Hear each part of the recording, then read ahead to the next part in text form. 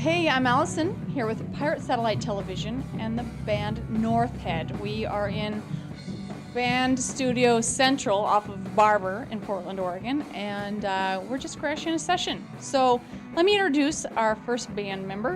What are you laughing at? I'm laughing at this guy creeping up. He wants the microphone already. It's lead singer-itis, so he can't help it. What's your name? My name is Matt Kebby. Tell me kind of a little bit about your story. I've been doing some MySpace research on you. And Cape Despair, Cape Disparity, Cape Suicide. Cape Disappointment. Where more souls have been lost than... No, the whole band started off, it was Joe posted a Craigslist ad, and I responded to it, and we were the first ones, and we played music on and off, had a hard time finding a bass player and a drummer that worked with us, kind of went through some interesting auditions, to say the least. What's the worst you saw? One of the most interesting ones was we responded to this Craigslist posting for a drummer-bass duo, and they were these two college girls going to read school.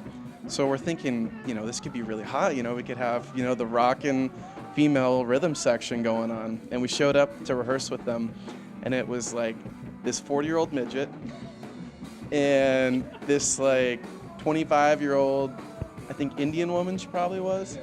English was a little broken, so we bring our stuff in, we're sitting there talking to them, and just kind of shooting the stuff with them, so what kind of music do you guys listen to?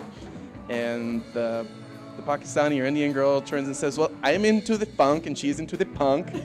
That definitely made for one of the interesting stories along the way before we finally found these two guys. And your name is Joe. It is. What's your last name? Randolph. Very easy to pronounce. I love easily pronounceable names. So, okay, you're the lead singer. That's correct.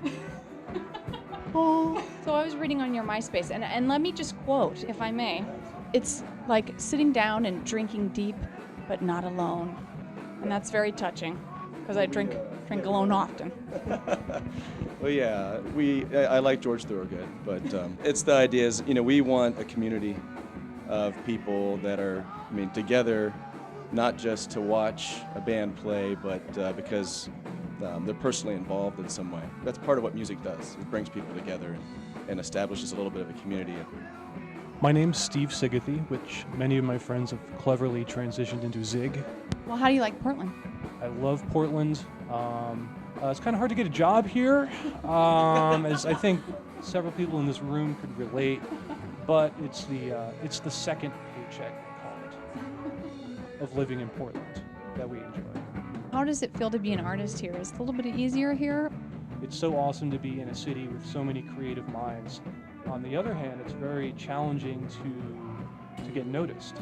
And I think one of the things about our band that I like is that we don't try to be super avant-garde. I think we are a rock and roll band that's more straightforward, and I don't think we're any less for that.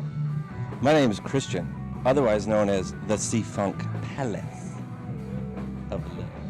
So how long have you been playing? Composed my first piece when I was 4 years old on the piano. No, I grew up in a musical family, so I started playing piano when I was young, 4 years old or so. My brother John gave me Pink Floyd. This is all in the womb. My sister was Billy Joel and George Michael. And I don't know why my mom was okay with a second grader singing I Want Your Sex. I loved that song. So are you guys recording right now? Your album coming out? That's right. We're doing it ourselves. I've been in the studio several times, and if you don't have the money, you're at the mercy of what you can do very quickly.